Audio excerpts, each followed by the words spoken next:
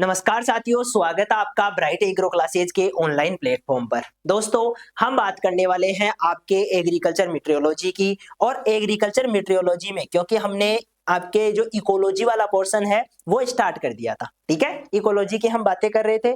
Ecology में हम यदि ये कहे कि हमारी एक क्लास हुई थी जिसमें बेसिक चीजें, इकोलॉजी क्या है, इकोसिस्टम क्या है, इकोलो जो सिस्टम शब्द है वो किसने दिया था, इसके अलावा इकोसिस्टम के कौन कौन से घटक है, उसके क्या काम है, ये सारी चीजें हमने देख ली थी, ठीक है। फंक्शन जो अपने हम कहते हैं कंपोनेंट्स, इन सब की हमने बातें कर ली थी।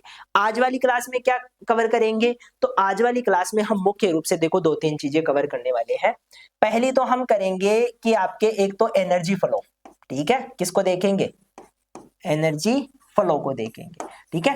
हालांकि इसमें थोड़ी सी बातें मैंने आपको बता दी थी, लेकिन दोबारा से इसको कवर करेंगे। दूसरा हम बात करेंगे कि एनर्जी फ्लो के साथ साथ में, क्योंकि एक इंपॉर्टेंट जो काम होता है वो आपके इकोसिस्टम का होता है रिसाइकलिंग, ठीक है। जो आपके जितने भी न्यूट्रिएंट होते हैं या जितने भी पदार्थ होते हैं, मटेरियल होता है, उसकी रिसाइकलिंग करता है इकोसिस्टम, ठीक है। हालांकि वो इतना इंपॉर्टेंट नहीं है, उसको इतना नहीं समझेंगे। उससे ज्यादा जरूरी है पिरामिड, ठीक है। एक हम देखेंगे इकोसिस्टम में पिरामिड किस प्रकार से काम करते हैं। एक हम देखेंगे आपके पिरामिड के प्रकार हो जाएंगे। उसके बाद में हम बात करेंगे फूड चेन की, ठीक है। किसकी बात करेंगे? फूड चेन की बात करेंगे। और एक रहेगी अपने फूड वेब, ठीक है। फूड वेब की हम बात करेंगे, ठीक है। ये चारों चीजें आज हम कवर करने वाले हैं, जिसमें सबसे पहले हम बात करेंगे कि अपना एनर्जी फ्लो है क्या, ठीक है। देखो दो तीन चीजें हैं, आप समझने का प्रयास करना। किसी भी फूड चेन की जब हम बात करते हैं तो वो आपके प्रोड्यूसर से स्टार्ट होती है। कहां से स्टार्ट होती है? प्रोड्यूसर से स्टार्ट होती है, जिसमें हम मुख्य रूप से प्लांट्स को रखते हैं, ठीक है। यहाँ पर प्लांट्स है, प्लांट फोटोसिंथेसिस करते हैं। फोटोसिंथेसिस के फलस्वरूप वो क्या बनाते हैं? कार्बोहाइड्रेट, प्रोटीन, फैट्स बनाते हैं। और वो अपने क्या होते हैं? एक मुख्य ऊर्जा के सोर्स होते हैं, ठीक है। सोर्स ऑफ एनर्जी है। अब यहां से जब चीज स्टार्ट होती है तो सबसे पहले कंज्यूमर आता है। कंज्यूमर कई प्रकार के होते हैं, जिनमें हम ये कहते हैं कि जो आपका कंज्यूमर है वो एक तो प्राइमरी टाइप का, ठीक है, प्राइमरी कंज्यूमर होता है, जो कि हम ये कहते हैं कि डायरेक्टली डिपेंड होता है किन पे? प्लांट्स पे डिपेंड होता है। दूसरा हम ये कहते हैं सेकेंडरी, सेकेंडरी कंज्यूमर होता है। इसके लिए हम ये कहते हैं कि सेकेंडरी कंज्यूमर या तो प्राइमरी कंज्यूमर पर डिपेंड रहता है फूड के लिए, या फिर ये किस पे? प्रोड्यूसर पे डिपेंड रहता है फूड के लिए, ठीक है। दोनों पे रह सकता है, वो आपका सेकेंडरी है। और जो टर्सरी होता है वो डायरेक्टली, जो टर्सरी होता है वो आपके या तो सेकेंडरी या प्राइमरी कंज्यूमर पर डिपेंड रहता है, ठीक है। इसके बाद में क्या होता है? तो लास्ट में आपके आ जाता है डिकम्पोजर। डिकम्पोजर्स जो क्या होते हैं? मुख्य रूप से माइक्रोब्स होते हैं, ठीक है। वो कौन होते हैं? माइक्रोब्स होते हैं। तो कोई भी आपकी जो फूड चेन होती है वो यहां से स्टार्ट होती है, किससे? प्रोड्यूसर से स्टार्ट होती है और डिकम्पोजर पर जाकर खत्म हो जाती है। यहां तक एनर्जी का क्या चलता है? एक फ्लो चलता है। कैसे चलता है? जैसे मान लो यहां पर 100% एनर्जी थी, ठीक है।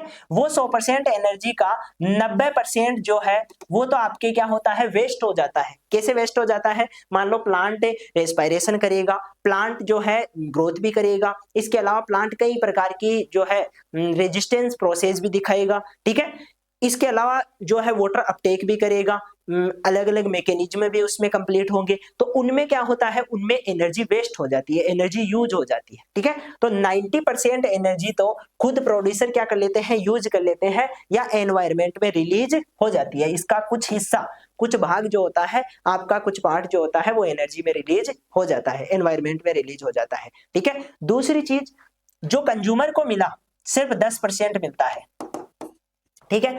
इस 10% में से 90% कंज्यूमर यूज कर लेगा, ठीक है। कौन यूज कर लेगा? कंज्यूमर यूज कर लेगा। और उसमें से जो 10% है वो आपके कहां जाएगा? वो डिकम्पोजर के पास जाएगा। इसमें से जो 10% है, 10% है, वो किसके पास आया? डिकम्पोजर के पास आया। इसका मतलब एनर्जी का जो फ्लो है वो हमेशा आपके एक ही डायरेक्शन में चलता है। पहली बात तो क्या होता है, एक ही डायरेक्शन में चलता है, ठीक है। दूसरी बात, एनर्जी फ्लो जो है, जैसे जैसे हम आगे बढ़ते हैं वैसे वैसे एनर्जी कम होती जाती है, ठीक है। एनर्जी क्या होती जाती है, कम होती जाती है। इसको हम जो है आपके रूल ऑफ 10% रूल, ठीक है, 10% रूल कहते हैं। इसका मतलब क्या हुआ कि सिर्फ 10% रूल ही एक ट्रॉपिकल लेवल से अगले ट्रॉपिकल लेवल में जाती है। 10% एनर्जी ही यहाँ के ट्रॉपिकल लेवल से, फर्स्ट ट्रॉपिकल लेवल से सेकंड में जाएगी, सेकंड से थर्ड में, थर्ड से फोर्थ में, सिर्फ 10% जाती है और इसको हम 10% का रूल कहते हैं। जो एनर्जी है उससे संबंधित दो चीजें और ध्यान रखना, एनर्जी को ना तो हम क्रिएट कर सकते हैं और ना ही हम डिस्ट्रॉय कर सकते हैं, ठीक है। एनर्जी को ना तो हम क्रिएट कर सकते हैं और ना ही हम डिस्ट्रॉय कर सकते हैं। कभी आपने देखा कि एनर्जी को हम बना रहे हो, हम नहीं बनाते हैं। Only one source of energy, that is sun. हमारी पृथ्वी पर एकमात्र ऊर्जा का जो सोर्स है वो कौन है, सन है। सन से एनर्जी मिलती है, उस एनर्जी को प्लांट यूज करते हैं, उस प्लांट की यूज्ड जो एनर्जी है उसको कंज्यूमर यूज करते हैं, कंज्यूमर में जो शेष बची हुई एनर्जी है उसको डिकम्पोजर यूज करते हैं, ठीक है। यही एनर्जी का जो फ्लो है इसको आपको समझना जरूरी है, ठीक है। इसी को हम एनर्जी फ्लो कहते हैं, ठीक है। एनर्जी का जो फर्स्ट लॉ है वो ये कहता है ना तो हम इसको क्रिएट कर सकते हैं ना इसको डिस्ट्रॉय कर सकते हैं, हम इसका सिर्फ क्या कर सकते हैं, फॉर्म चेंज कर सकते हैं, ठीक है। क्या चेंज कर सकते हैं, फॉर्म। जो आपके सूर्य से मिलने वाली जो एनर्जी है वो क्या होती है, वो आपके केमिकल फॉर्म में होती है, वो केमिकल में नहीं होती है। हम ये कहते हैं कि वो आपके एक तरह से टेम्परेचर की फॉर्म में होती है, ठीक है, फोटोन के रूप में होती है। उसको केमिकल फॉर्म में चेंज करते हैं प्लांट्स, ठीक है। उसको केमिकल फॉर्म में कौन चेंज कर रहे हैं, प्लांट्स चेंज कर रहे हैं। ये चीज आपको समझनी है। इसके बाद में आ जाता है पिरामिड। दूसरी चीज हम समझेंगे कि पिरामिड क्या होते हैं, ठीक है। क्या समझेंगे, पिरामिड क्या होते हैं। देखो पिरामिड 3 प्रकार के होते हैं, ठीक है। नॉर्मली आपने पिरामिड के बारे में सुना था होगा, जैसे एक तो साइंस की बुक में हम पढ़ते हैं इस प्रकार का एक कांच का सा बना हुआ एक पिरामिड होता है। इसमें से प्रकाश जब हम गुजारते हैं, लाइट निकालते हैं तो लाइट का स्क्रैटिंग होती है, ठीक है। यानी कि लाइट क्या करती है, टूटती है, अलग अलग रंग दिखाई देते हैं, ठीक है। विबग्योर जिसको हम कहते हैं, अलग अलग प्रकार के रंग दिखाई देते हैं। एक तो ये पिरामिड होता है, वो पिरामिड नहीं है, ये प्रिज्म है, ठीक है। क्या बोल रहा हूं मैं, ये, लेकिन पिरामिड ऐसा ही होता है। ये क्या है, ये प्रिज्म है। कौन है ये प्रिज्म है। लेकिन इस प्रिज्म की बात नहीं करेंगे हम बात करेंगे पिरामिड। देखो पिरामिड इस प्रकार की संरचना होती है। अब ये कुछ विशेष कार्य को और एक फूड चेन को, एक तो फूड चेन को और एक इसके फंक्शन को बताने का काम करती है, ठीक है। किसको बताने का काम करती है, जो आपके फूड चेन की जो स्थिति है कि कहां से स्टार्ट हो रही है, कहां जाकर ये फिनिश होगी, इसको, और दूसरा होता है फंक्शन को बताने का काम करती है, ठीक है। पिरामिड आपके एक तो होता है नंबर का पिरामिड, ठीक है। नंबर्स के आधार पर पिरामिड को हम डिवाइड करते हैं। एक हम बायोमास के आधार पर डिवाइड करते हैं, ठीक है। और एक हम पिरामिड बनाते हैं एनर्जी के आधार पर। किसके आधार पर, एनर्जी के आधार पर इसको डिवाइड करते हैं, बनाते हैं। आई बात समझ में, ये चीज होती है। अब देखो नंबर्स की बात करें, बायोमास की बात करें और एनर्जी की बात करें, ठीक है।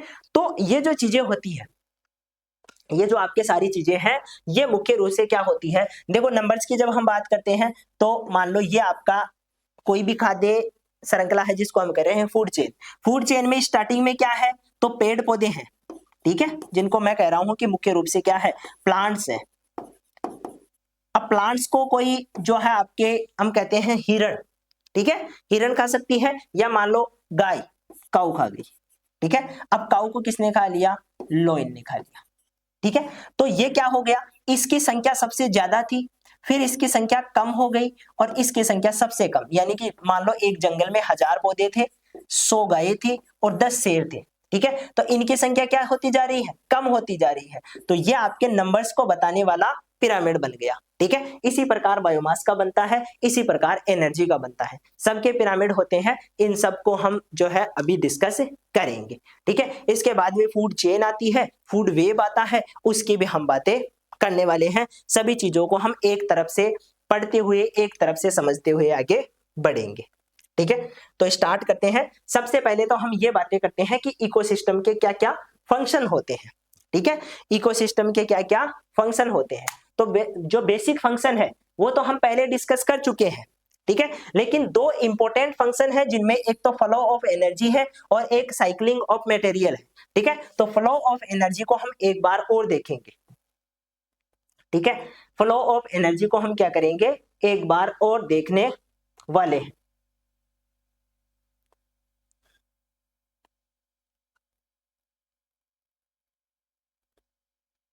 यहां पर ध्यान देना है, food chain and food pyramid, these are describe the energy transfer the between the organism of different tropical level. अलग अलग ट्रॉपिकल लेवल होते हैं। स्टार्टिंग में आपके प्रोड्यूसर होते हैं, प्रोड्यूसर से एनर्जी कहां जाएगी, कंज्यूमर में जाएगी, कंज्यूमर से कहां जाएगी, डिकम्पोजर में जाएगी। ठीक है, तो ये क्या है, एनर्जी का फ्लो है। दूसरी बात, एनर्जी का फ्लो इसी वे में चलता है, अभी मैंने कहा उसी हिसाब से। सन से क्या होता है, प्राइमरी प्रोड्यूसर के पास और बाद में कंज्यूमर के पास जाता है। ठीक है, तो ये फ्लो को बताता है। न्यूट्रिएंट साइक्लिंग की बात करें तो न्यूट्रिएंट आपके जैसे एनवायरनमेंट में कार्बन है, कार्बन प्लांट्स में आती है फोटोसिंथेसिस के द्वारा, प्लांट्स से वो है दोबारा से कंज्यूमर के पास आएगी, कंज्यूमर उसका यूज करते हैं CO2 के रूप में। जब हम रेस्पिरेशन करते हैं तो उसको वापस CO2 के रूप में रिलीज कर देते हैं। तो ये कार्बन का एक साइकिल चलता रहता है। इसी प्रकार नाइट्रोजन साइकिल चलता है, इसी प्रकार ऑक्सीजन साइकिल चलता है। कई प्रकार के जो साइकिल है वो इसी प्रकार चलते हैं। ठीक है, इकोसिस्टम डेवलपमेंट एंड इवोल्यूशन, ये इकोसिस्टम के डेवलपमेंट को और इवोल्यूशन को बताने का काम करता है।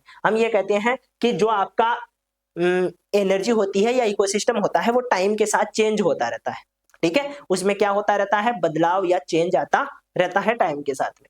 और इसके साथ में हम ये कहते हैं स्टेबिलिटी की हम बात करें। ठीक है, स्टेबिलिटी की बात करें तो mechanism of maintain the balance and stability with in a ecosystem. तो ये जो है आपका इकोसिस्टम जो होता है वो इकोलॉजी में मेंटेनेंस का काम करता है, स्टेबिलिटी का काम करता है। ठीक है, ये चीजें आप ध्यान रखना। इसके बाद में सोलर एनर्जी, सबसे पहले हमें एनर्जी कहां से मिलती है, सूर्य से मिलती है। उस एनर्जी को हम क्या कह रहे हैं, सोलर एनर्जी कह रहे हैं। ठीक है, ये कितनी होती है, तो आपके 340 वाट पर स्क्वायर मीटर पर ईयर। ठीक है, एक स्क्वायर मीटर एरिया में एक साल में हमें 340 जो आपका वोट होती है। ठीक है, 340 वोट जो एनर्जी है वो मिल जाती है एक साल में। ठीक है, इस एनर्जी का यूज कौन कर रहे हैं, प्लांट इस एनर्जी का यूज कर रहे हैं। ठीक है, energy utilization by green plant, तो सबसे पहले जो है एनर्जी का यूज कौन करता है, प्लांट्स। और ये जो आने वाली एनर्जी है इसमें से 1 से लेकर 5% जो एनर्जी है वो प्लांट्स के द्वारा कंज्यूम कर ली जाती है, यूज कर ली जाती है। ठीक है, इसके बाद में जो है आपका लेटीट्यूड और सोलर रेडिएशन की बात करें तो हम ये कहते हैं कि आपकी जो अर्थ है उसका जो ये वाला भाग है और ये वाला भाग है, यहाँ पर सूर्य की किरणें कम पहुंचती है, ये बात यहाँ पर कह रहे हैं। ठीक है, तो यहाँ पर सबसे ज्यादा फोटोसिंथेसिस होता है। ठीक है, यहाँ पर सबसे ज्यादा इस एरिया में जो बीच वाला जिसको हम कहते हैं ना कि भूमध्य सागरीय रेखा। ठीक है, तो वो मिडल वाली जो लाइन है उस पर सबसे ज्यादा ये रेडिएशन आती है और सबसे ज्यादा यूज भी वहां पर ही होता है प्लांट्स के द्वारा। इसके बाद में आ जाता है एनर्जी फ्लो को समझना है तो थर्मोडायनेमिक्स का जो पहला लॉ है वो कहता है कि हम एनर्जी को क्या नहीं कर सकते, एनर्जी को ना तो हम क्रिएट कर सकते हैं और ना ही हम डिस्ट्रॉय कर सकते हैं। ठीक है, इसको हम फॉर्म को चेंज कर सकते हैं, एनर्जी की जो फॉर्म है उसको चेंज कर सकते हैं। तो एक तो ये ध्यान रखना है और दूसरा ये ध्यान रखना है कि एनर्जी ट्रांसफर इन फूड चेन, फूड चेन में एनर्जी क्या होती है, ट्रांसफर होती है। कैसे होती है, तो सबसे पहले जो प्रोड्यूसर है वो यूज करते हैं, प्रोड्यूसर से जो आपका शाकाहारी है उनके पास, और जो कार्निवोर्स है जिनको हम कहते हैं मांसाहारी, ठीक है, उनके पास ये क्या होती है, ट्रांसफर होती रहती है, लेकिन कम जाती है, पूरी एनर्जी नहीं जाती है। 90% एनर्जी लॉस हो जाती है, 10% एनर्जी ही अगले ट्रॉपिकल लेवल में पहुंचती है। ठीक है, ये चीजें आपको ध्यान रखनी है। इसके बाद में इकोलॉजिकल इफिशियंसी की हम बात करते हैं, जितनी ज्यादा मात्रा में एनर्जी पहुंचेगी वो उसकी इफिशियंसी को बताने का काम करता है, ठीक है। एनर्जी का लॉस कितना हो रहा है और जो है यूज कितना हो रहा है, वो इफिशियंसी को बताने का काम करता है। जितना ज्यादा यूज होगा उतनी ही ज्यादा इकोसिस्टम की क्या होगी, इफिशियंसी होगी, ठीक है। उसको हम इकोलॉजिकल इफिशियंसी कहेंगे। यहां पर ध्यान देना है, energy lost at each of tropical level, प्रत्येक ट्रॉपिकल लेवल पे जहां पर प्रोड्यूसर से हर्बोरिवियस और कार्निवरस तक हम बात कर रहे हैं, ठीक है। उत्पादक, शाकाहारी और मांसाहारी की हम बात कर रहे हैं। यहां पर हम ये कहते हैं कि प्रत्येक लेवल पर 90% एनर्जी का क्या हो रहा है, लॉस हो रहा है, ठीक है। ये क्या हो चुकी है, लॉस हो चुकी है। 10% एनर्जी ही अगले जो हमारा ट्रॉपिकल लेवल है उसमें पहुंचती है, और इस बात को यहां पर कहा गया है energy efficiency typically about 90% of energy is lost as heat use in metabolic process at each tropical level. Only 10% of energy is transferred to the next level. This is often referred to as a 10% rule and energy pyramid rule. इसी को हम energy pyramid rule कहते हैं, या इसी को हम 10% rule कहते हैं, क्योंकि 10% एनर्जी ही अगले ट्रॉपिकल लेवल में जा रही है। इस चीज को आपको विशेष रूप से ध्यान रखना है। यहां से क्वेश्चन आता है कि 10% का रूल क्या है, ठीक है। 10% रूल क्या है या एनर्जी पिरामिड का रूल क्या है, इस चीज को आपको ध्यान रखना है। फैक्टर इन्फ्लुएंस इकोलॉजी इफिशियंसी, यदि इफिशियंसी की हम बात करें तो प्रभावित कौन करता है, एक तो एनर्जी एसिमिलेशन, यानी कि एनर्जी जो है इकट्ठी कितनी हो रही है, एनर्जी का जो यूज हो रहा है, या एनर्जी को जब हम कहते हैं स्टोर कितनी हो रही है, वो डिपेंड करता है। दूसरा एनर्जी कंजर्वेशन, हम एनर्जी को कितनी बचा रहे हैं, ठीक है। How efficiently the absorbed energy is convert into the biomass at each level, जितना ज्यादा बायोमास में हम कन्वर्ट कर पाएंगे उतनी ही ज्यादा एनर्जी क्या होती है, स्टोर होती है, कंजर्व होती है, ठीक है, अगले ट्रॉपिकल लेवल पे जाती है।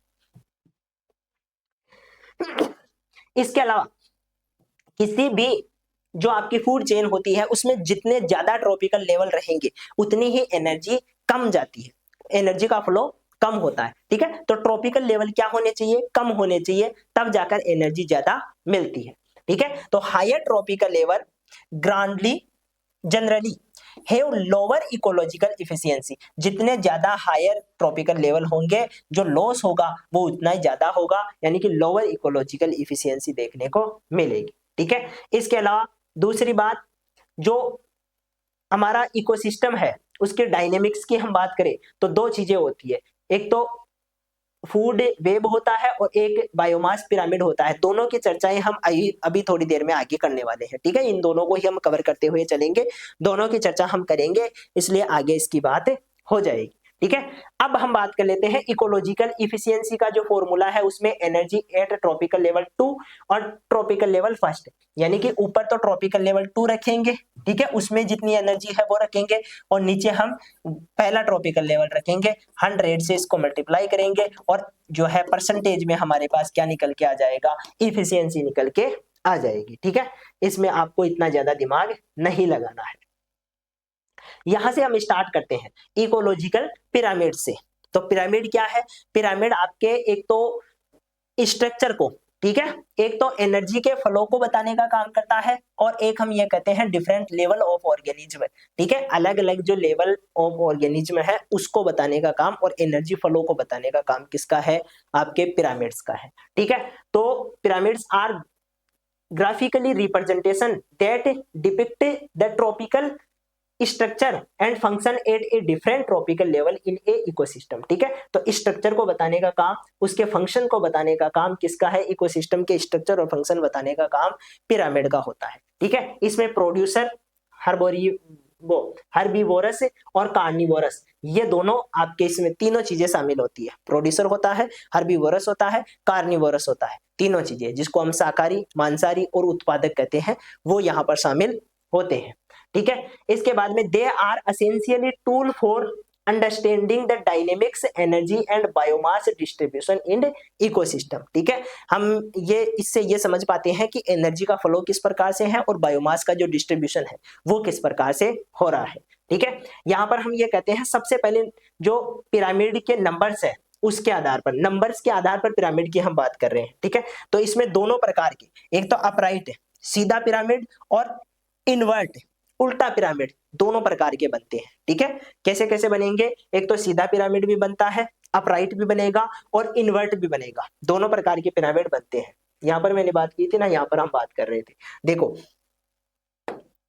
इसको थोड़ा सा हम देख लेते हैं एक बार, फिर ये सेकंड चीजें तो हमें समझ में आ जाएगी। हम नंबर्स की बात करें तो यहाँ पर दो प्रकार के पिरामिड बनेंगे, एक तो अपराइट और एक आपके इन्वर्ट। ठीक है, अपराइट का मतलब हो गया बिल्कुल सीधा, सीधा पिरामिड, ये सीधा है। दूसरा हम ये कहते हैं यहां पर उल्टा पिरामिड बनेगा। अब देखो एग्जांपल्स ध्यान रखना बहुत जरूरी है। ठीक है, एग्जांपल्स कोई भी फूड चेन ले लो और उसका एक एग्जांपल जरूर ध्यान रखो जो कि सीधे किसको बताता हो, नंबर्स के आधार पर सीधे पिरामिड को बताने का काम कर रहा हो। देखो यहां पर ध्यान देना है, कोई जंगल है उसमें प्लांट्स है। ठीक है, क्या है? अलग अलग प्लांट्स है। प्लांट्स को कौन खा रहा है? काऊ। ठीक है, और काऊ को कौन खा रहा है? लॉयन। कौन खा रहा है? लोइन आपके इसको खा रहा है। आई बात समझ में? तो यहां पर जब हम नंबर्स की बात करें तो प्लांट्स के नंबर क्या है? हायर है। ठीक है, हाई नंबर है, और लॉइन के नंबर क्या होंगे? हमेशा लो होंगे। तो जो प्रोड्यूसर है वो हायर मात्रा में है, ज्यादा है, और जो आपका कंज्यूमर है या लास्ट कंज्यूमर है वो आपका क्या है? कम मात्रा में है। इसका मतलब नीचे से ऊपर जाने पर पिरामिड क्या हो जाएगा? छोटा हो जाएगा। इसको हम कहते हैं अपराइट पिरामिड। ठीक है, अपराइट जो नंबर्स के आधार पर है। दूसरी बात, हम यदि इन्वर्ट की बात करें तो इन्वर्ट में हम ये कहते हैं कि मान लो एक प्लांट है, ठीक है, सिर्फ एक ट्री है कोई, मान लो बरगद का एक ट्री है बड़ा सा, उसके ऊपर लगभग 100 स्पेरो है। स्पेरो यानी कि चिड़िया है, और इन चिड़िया को खाने वाले पैरासाइट है। क्या है? पैरासाइट। पैरासाइट का मतलब क्या हुआ? आपके जो छोटे छोटे जीव होते हैं जो कि किसी भी जीव पर पैरासाइट के रूप में रहते हैं, चाहे वो फंगस हो सकती है, चाहे वो इंसेक्ट हो सकते हैं। ठीक है, वो उनकी संख्या। तो यहाँ पर ट्री तो क्या है? एक ही है, उस पर स्पेरो मान लो 50 है। ठीक है, और परजीवी हजारों में, परजीवी क्या है? हजारों में है। तो संख्या क्या होती जा रही है? ऊपर की ओर बढ़ती जा रही है। इसका मतलब यहां से शुरुआत हुई थी और शुरुआत में संख्या कम थी, बाद में ज्यादा हो गई और ज्यादा हो गई। तो ये आपका इन्वर्ट है, किसके आधार पर? संख्या के आधार पर। ठीक है, इन्वर्ट पिरामिड है किसके आधार पर? संख्या के आधार पर। तो सीधे पिरामिड और उल्टे पिरामिड दोनों प्रकार के बनते हैं संख्या के आधार पर, ध्यान रखना है इनको। ठीक है, सीधा का एग्जाम्पल भी मैंने दे दिया है और उल्टा का एग्जाम्पल भी मैंने आपको बता दिया, अपराइट और इन्वर्ट दोनों के बारे में बता दिया है। ठीक है, इसी प्रकार बायोमास में भी दो प्रकार के बनते हैं। बायोमास में भी क्या होते हैं? दो प्रकार के बनते हैं, एक तो आपका अपराइट बनेगा, ठीक है, और एक आपका क्या होगा? इन्वर्ट बनेगा। ठीक है, जब अपराइट की बात करेंगे तो इसमें वैसा ही होगा, बिल्कुल अपराइट। अब इसमें एग्जाम्पल जो है वो ध्यान रखना है। एग्जाम्पल क्या ध्यान रखेंगे? जैसे बायोमास के आधार पर यानी कि वेट के आधार पर, नॉर्मली हम यह बात करें तो वेट के आधार पर, तो वेट आपका किसका होता है? प्लांट्स का ज्यादा होता है। ठीक है, यदि हम किसी जंगल की बात करें, फॉरेस्ट की बात करें, तो वहां पर प्लांट्स का वेट सबसे ज्यादा होगा। उस पर डिपेंड रहने वाली काऊ क्या होगी? वेट में कम होगी, और उस पर डिपेंड रहने वाले लॉयल उससे भी कम होंगे। तो संख्या के आधार पर और बायोमास के आधार पर जो सीधा वाला आपका वो बनता है, पिरामिड बनता है, वो एक ही बनता है। दोनों ही क्या होते हैं? एक ही एग्जाम्पल से आप इसको बता सकते हो, या एग्जाम्पल के रूप में आप कोई और दूसरा एग्जाम्पल भी ले सकते हो। जैसे बायोमास के आधार पर यदि मैं दूसरा एग्जाम्पल दूं तो खेत है। ठीक है, कौन है? खेत है, यानी कि खेत में क्या है? आपकी मान लो क्रॉप है। ठीक है, और उस क्रॉप को जो है खाने वाले इंसेक्ट्स है। ठीक है, उनकी संख्या कम होगी, उनका बायोमास कम होगा। ठीक है, संख्या तो ज्यादा हो सकती है लेकिन बायोमास कम है। इसके अलावा हम कहते हैं कि उन इंसेक्ट्स को खाने वाली स्पेरो, उनकी बायोमास और भी कम होगा। ठीक है, तो यहाँ पर एक एग्जांपल हम क्रॉप, इंसेक्ट और स्पेरो इस प्रकार से भी कर सकते हैं। ठीक है, इनमें भी बायोमास के आधार पर क्या होगा? सीधा पिरामिड बनेगा। तो एक ये प्रकार होता है। यहाँ पर हमें जो ये वाला लेवल देखने को मिलता है वो हाई बायोमास देखने को मिलता है, और यहाँ पर लो बायोमास होता है। ठीक है, इसलिए ये सीधा बनता है। एक यहाँ पर उल्टा बनेगा। उल्टा कैसे बनेगा, तो इसको समझने के लिए आप पौंड का एग्जाम्पल ले सकते हो। ठीक है, पौंड में आपके जो है पलवक होते हैं, पलवक को मतलब फाइटोप्लैंटन्स होते हैं, छोटे छोटे जो है शैवाल बोल सकते हैं जिनको हम। ठीक है, क्या बोल सकते हैं, शैवाल। अब उनकी संख्या तो बहुत ज्यादा होती है, लेकिन बायोमास में वो क्या होते हैं, कम होते हैं। ठीक है, तो यहां पर मैं लिख रहा हूं एक एग्जाम्पल के रूप में, मैं लिख देता हूं फाइटो प्लांट्स। ठीक है, यहां पर इनकी संख्या क्या है, कम है। इनको खाने वाली जो स्मॉल फिश है, स्मॉल फिश, ये क्या है, ये आपके बायोमास में थोड़ी सी ज्यादा होती है। ठीक है, बायोमास इनका क्या हो गया, बढ़ गया है। और सबसे ज्यादा बायोमास में होती है बड़ी मछली, जिसको हम व्हेल मछली बोलते हैं। ठीक है, या और शार्क हो सकती है, व्हेल हो सकती है। ठीक है, वो अलग अलग प्रकार की मछलियां होती है जिनका बायोमास बहुत ज्यादा होता है, वेट उनमें बहुत ज्यादा होता है। ठीक है, तो बायोमास क्या हो रहा है, पोंड में उल्टा चलता है बायोमास। जो ओशंस होते हैं उनमें बायोमास के आधार पर जो पिरामिड बनता है वो उल्टा बनता है, क्योंकि यहाँ पर जो स्टार्टिंग के प्लांट्स है, छोटे शैवाल है, वो छोटे हैं, एलगी जो होते हैं वो छोटे छोटे हैं, उनमें स्मॉल फिश का जो बायोमास है वो थोड़ा बढ़ जाता है। और ऊपर आपका क्या होता है, जो हम ये कहते हैं कि आपके व्हेल की बात कर ली या बिग फिश की बात कर ली, कोई भी बिग फिश हो सकती है, उसकी बात कर ली, तो उसका बायोमास क्या होता है, हमेशा ज्यादा ही होता है। तो यहाँ पर जो आपका पिरामिड बनेगा वो कैसा बनेगा दोस्तों, उल्टा बनेगा। तो इस प्रकार से ये जो पिरामिड होते हैं ये आपके अलग अलग प्रकार के होते हैं। इसमें एनर्जी का जो पिरामिड है उसमें एक तो ये ध्यान रखना,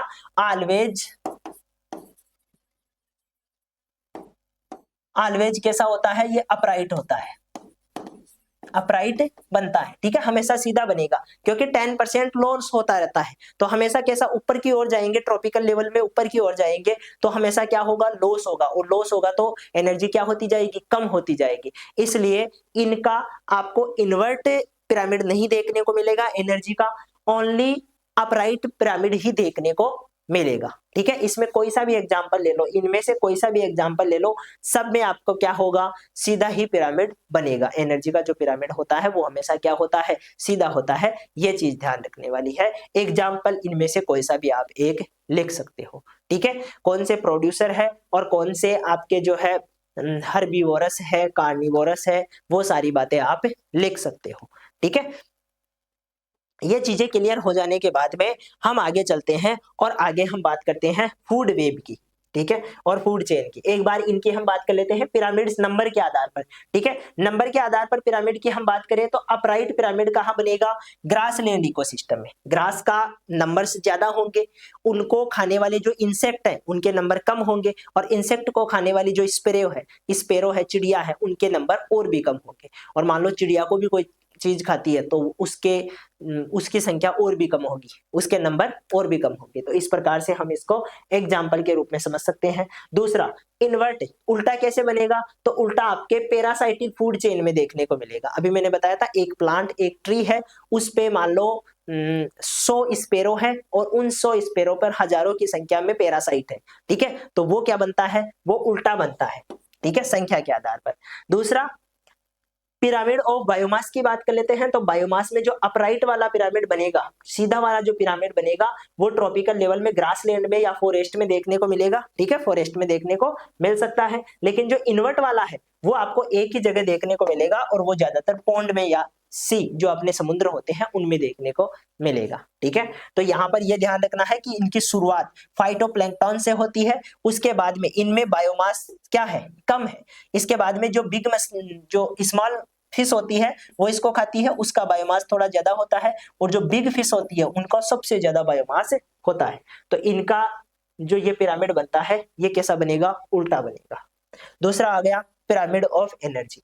एनर्जी के पिरामिड में क्या ध्यान रखना है, ऑलवेज अपराइट, हमेशा कैसा बनेगा, सीधा पिरामिड बनेगा। ठीक है, हमेशा कैसा बनेगा, सीधा पिरामिड बनेगा, क्योंकि यहाँ पर जो एनर्जी का यूज होता है वो कंटिन्यू क्या होती रहती है, लॉस होता रहता है। तो एनर्जी हमेशा कम ही मिलेगी, ज्यादा कभी नहीं मिल सकती। ठीक है, ज्यादा कभी नहीं मिल सकती, एनर्जी हमेशा क्या होती है, कम ही मिलती है।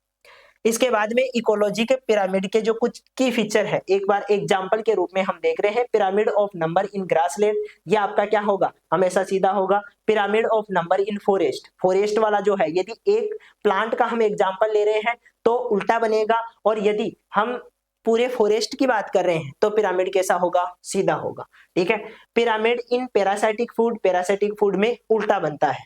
ठीक है, हमेशा कैसा बनेगा, उल्टा ही बनेगा, इन्वर्ट। ठीक है, इन्वर्ट बनता है। इसके बाद में पिरामिड और बायोमास की बात करें तो ग्रासलैंड में और फॉरेस्ट की बात करें तो यहाँ पर पिरामिड जो बनेंगे वो आपके कैसे रहेंगे, अपराइट रहेंगे, और एक्वेटिक सिस्टम में जो पिरामिड बनेंगे वो कैसे रहेंगे, इन्वर्ट रहेंगे, उल्टे रहेंगे। ठीक है, ये सारे एग्जाम्पल मैंने आपको पहले ही कवर करवा दिए हैं। पिरामिड ऑफ एनर्जी की बात करें तो ये ऑलवेज क्या होता है, अपराइट होता है, सीधा होता है। इसके बाद में आ जाते हैं फूड चेन की, हम बात कर लेते हैं। देखो, फूड चेन में आपके जो कोई भी, चेन का मतलब क्या होता है, एक सीरीज ऑफ स्टेप्स। ठीक है, चेन का मतलब क्या है, एक सीरीज ऑफ जो स्टेप्स है वो आपके चेन होती है। ठीक है, यहां पर मान लो प्रोड्यूसर है, यहां पर आपके कंज्यूमर है, कंज्यूमर में भी अलग अलग प्रकार के हैं। ठीक है, और यहां पर आपके क्या आ जाते हैं, डीकंपोजर आ जाते हैं। ठीक है, कौन आते हैं, डीकंपोजर आते हैं। तो ये जो सीरीज ऑफ स्टेप्स है यही आपके क्या है, फूड चेन है, किसमें, इकोलॉजी में। ठीक है, तो a food chain so the how each living thing get its food, यानी कि फूड कैसे प्राप्त करता है कोई भी जीव, ये बताने का काम करता है। Some animal eat plants and some animal eat other animal. For example, a simple food chain like the tree and serves giraffe that eat tree and serves and lion that eat giraffe, यानी कि जो है आपके घास फूस है उसको खाने का काम जिराफ कर रहा है, और जिराफ को खाने का काम कौन कर रहा है, शेर कर रहा है। तो ये आपका क्या हो गया, एक जो है फूड चेन हो गई, एक फूड चेन का एग्जाम्पल हो गया। फूड चेन में जो कंपोनेंट होते हैं उनमें सबसे पहले आता है प्लांट या प्रोड्यूसर।